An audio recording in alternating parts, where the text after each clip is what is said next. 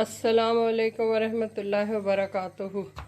कैसे हैं आप सब मेरी यूट्यूब फैमिली। उम्मीद है आप सब खैर खैरियत से होंगे और अपने अपने घरों में खुश आबाद होंगे। अल्हम्दुलिल्लाह आज जो है हमारी पहली सहरी है। बेटी पराठा बना रही है और बेटी तो पराठे के साथ एग खाएगी, एग फ्राई, और मैं तो दही के साथ ही पराठा लूँगी। आज मैं आपके साथ शेयर करूँगी कि हमारे यहाँ रमज़ान कैसे गुज़रता है। थोड़ी सी अपनी रूटीन रमज़ान की शेयर करूँगी। इस बार तो पाकिस्तान में भी जो है ना सऊदीया के साथ ही रोज़ा हो गया।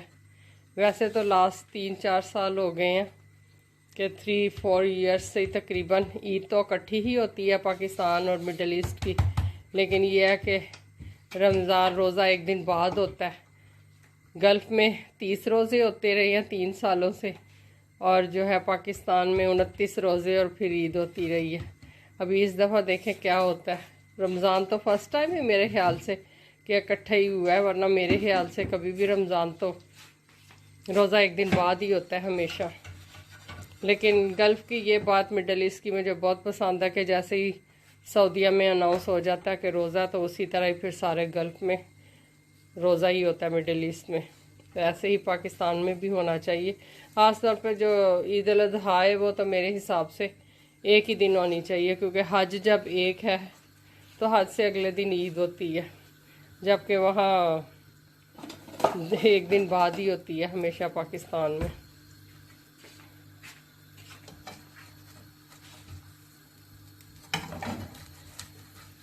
मेरा तो बिल्कुल भी दिल नहीं चाहता इस टाइम उठ के कुछ खाऊं, लेकिन मजबूरी बस थोड़ा सा खाऊंगी। एग वगैरह तो बिल्कुल भी खाने को दिल नहीं करता, ना कोई सालन वगैरह। बस पराठा मैं लूँगी दही के साथ। और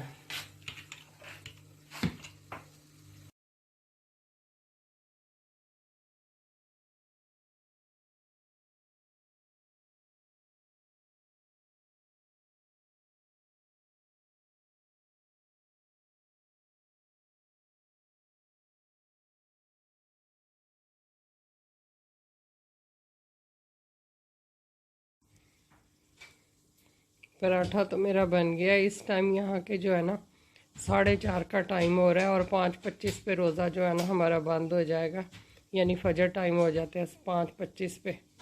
क्योंकि यहाँ अजान वगैरह तो होती नहीं, बस हमने अपना जो है यहाँ के जो भी है टाइम टेबल के हिसाब से ही चलना होता है। गूगल वगैरह से ही देख के कि कितने बजे सहर है, कितने बजे इफ्तार है। तो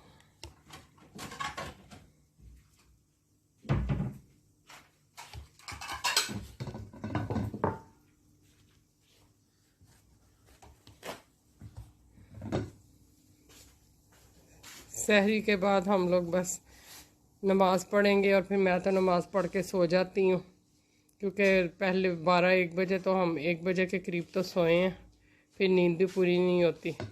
फिर मैं तो उठ जाती हूँ 10 बजे के करीब उठ जाती हूँ।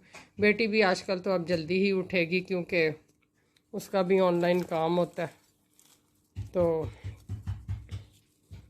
वो भी जल्दी ही उठेगी। वैसे वो फिर अगर काम ना हो तो वो तो फिर उठती है रमज़ान में ज़ोहर के टाइम ही। बेटी अब मेरे लिए ऑरेंज जूस बना रही है, क्योंकि चाय वगैरह तो मैं बिल्कुल भी नहीं पीती। तो सुबह उठ के मैं ऑरेंज जूस ही पीती हूँ। मेरी आज कुछ तबीयत भी ख़राब है, मुझे फ्लू हुआ हुआ है, तो लेकिन रोज़ा तो नहीं था छोड़ना। लास्ट ईयर भी मेरी एक सर्जरी हुई थी, इधर ही थे हम लोग जॉर्जिया में, तो थोड़े ही रोज़े मैं रख सकी थी। 13-14 रोज़े ही मैंने रखे थे। बेटी के तब भी पूरे रोज़े थे। तो इंशाल्लाह अब कोशिश पूरी है कि तबीयत ठीक रहे तो सारे रोज़े रखूँगी। दुबई में तो पूरे रोज़े रखते रहे हैं हम। 2 रमज़ान हमें आए हैं। दुबई में पूरे रोज़े रखते रहे हैं। पाकिस्तान में बस ऐसे ही होता था, जब से कैंसर के बाद कभी तबीयत ठीक, कभी ख़राब, कभी रख लिए, कभी नहीं रखे। लेकिन कैंसर से पहले तो मेरे नफली रोज़े भी सारे होते थे। शोबान के रोज़े भी मैं रखती थी, शवाल के भी 6 रोज़े मैं रखती थी, और काफ़ी रोज़े में रखती थी सारे, जो भी हज से का, और सब रोज़े जितने भी इस तरह नफली रोज़े वगैरह थे सब मैं रखती थी। लेकिन फिर कैंसर के बाद जो है रमज़ान के भी कुछ साल मैंने नहीं रखे रोज़े, बीमारी की वजह से। अब कुछ सालों से फिर मैं तकरीबन 5 साल हो गए हैं फिर रेगुलर रख रही हूँ। इंशाल्लाह रखूँगी सारे रोज़े। इस वक्त सुबह के 10:30 बज गए हैं और मुझे तो सही नींद नहीं आई, क्योंकि आज था भी पहला रोज़ा। तो अब आराम आराम से ही रूटीन बनेगी। और मैं सुबह उठते ही मेरी रूटीन है कि मैं सूरत रहमान कारी अब्दुल बासित की आवाज़ में ज़रूर सुनती हूँ, क्योंकि जब से मुझे कैंसर हुआ है सब ने मुझे कहा था कि ये सूरत सुना करो कारी अब्दुल बासित की आवाज़ में। पहले मैं जब पाकिस्तान में थी अपने मोबाइल पे लगा लेती थी, तो उसके बाद से मैं मुसलसल सुन रही हूँ, अभी तक मैं सुनती हूँ रोज़, मेरी रूटीन ही बन गई हुई है। लेकिन जब मैं इस अपार्टमेंट में आई हूँ तो फिर मैं ये स्मार्ट टीवी था मेरे पास, तो फिर मैं सुबह उठ के बुलंद आवाज़ में ये लगा लेती हूँ। सूरत रहमान मुकम्मल होने के बाद मैं ये मंजिल चला देती हूँ। पहले तो मैं ये नहीं सुना करती थी, मैं जब पाकिस्तान वगैरह में थी या यूएई में तो मैं ये ख़ुद सुबह उठ के इसकी तिलावत करती थी मंजिल की। लेकिन यहाँ ये स्मार्ट टीवी की सहूलत है तो ये यहाँ भी मैं जो है ना बुलंद आवाज़ में लगा देती हूँ मंजिल। मंजिल मुकम्मल होने के बाद मैं सूरह बकरा लगा देती हूँ।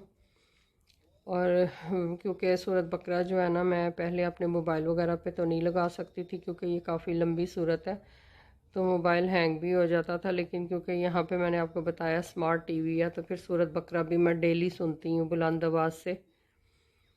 और मंजिल, सूरत बकरा, सूरत रहमान ये तो लाजिम है सुबह उठ के सुनना। लेकिन इसके अलावा भी अगर कोई और सूरतें भी चलती रहें तो मैं तिलावत लगा के रखती हूँ, क्योंकि हर चीज़ में जो अल्लाह की कलाम है उसमें शिफा है। आप भी अपने घरों में ये जो है मंजिल, सूरत बकरा और सूरत रहमान ज़रूर सुना करें या पढ़ लिया करें। ज़रूरी नहीं है कि आप भी इसको चलाएं टीवी पे, लेकिन सूरत रहमान में तो जो कारी अब्दुल बासित की आवाज़ है उसमें तो शिफा ही शिफा है हर बीमारी के लिए। अब तो मैंने सुना पाकिस्तान में हॉस्पिटल्स वगैरह में भी वो चला देते हैं उसकी रिकॉर्डिंग वगैरह। तो आप सब भी अपने घरों में ये जो है ना सूरत बकरा की तिलावत किया करें और सूरत रहमान सुना करें, मंजिल की तिलावत ज़रूर किया करें। इस वक्त यहाँ ज़ोहर का टाइम हो गया, 1 बज के तकरीबन 7-8 मिनट पे 10 मिनट पे ज़ोहर हो जाती है। अब हम ज़ोहर पढ़ने लगे हैं, ज़ोहर की नमाज़। और ये मेरी बेटी ने नया ड्रेस निकाल के पहना है। ये जब हम 2019 में यूएई शिफ्ट हुए थे तो मेरी दोस्त थी मेरे घर के पास ही, वहाँ रहती है लाहौर में, तो उसने मेरी बेटी को गिफ्ट किया था। ये अबाए की तरह की ही है, लॉन्ग ड्रेस है। तो मेरी बेटी ने आज ये फ़र्स्ट टाइम निकाल के पहना है, क्योंकि वह रमज़ान में सब नए नए कपड़े निकाल के पहनती है, तो बहुत ही अच्छा उसको ये लग रहा है ड्रेस।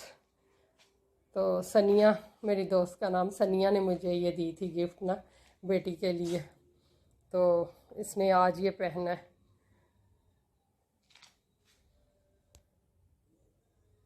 अगर सनिया हमें देख रही है तो वो देख लेगी कि महिरा ने आज उसका दिया हुआ ड्रेस रमज़ान में पहना है, पहले रमज़ान को।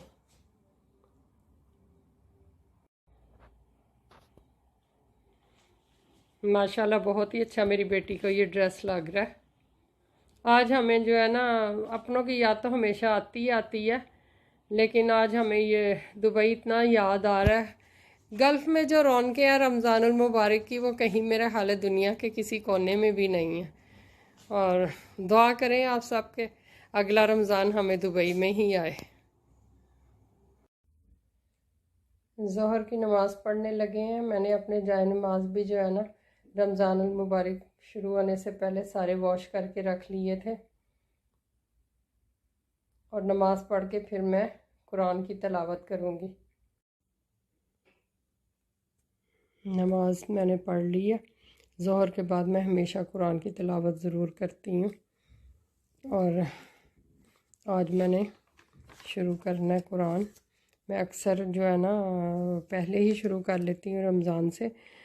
पाकिस्तान तो मैं रेगुलर कुरान की तिलावत करती थी, बस यहाँ आके इतनी नहीं कर सकती। अब अल्लाह हमें तौफीक दे सबको, सब मुसलमानों को, कि हम ज़्यादा से ज़्यादा कुरान पाक की तिलावत कर सकें। आमीन।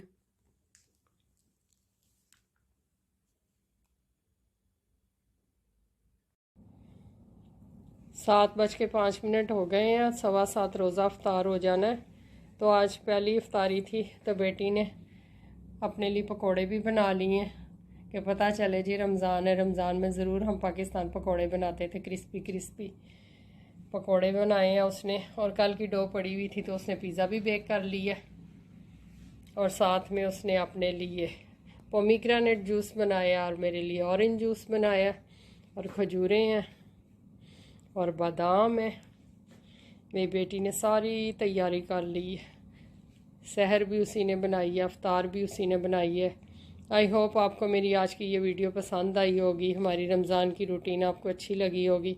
अगर आपको मेरी वीडियोस पसंद आती हैं तो प्लीज़ मेरे चैनल को लाइक करें, सब्सक्राइब करें, शेयर करें, अच्छे अच्छे कमेंट करें, अपने फ्रेंड एंड फैमिलीज़ में मेरे वीडियोस को शेयर करें, मेरी हौसला अफजाई करें, मुझे सपोर्ट करें।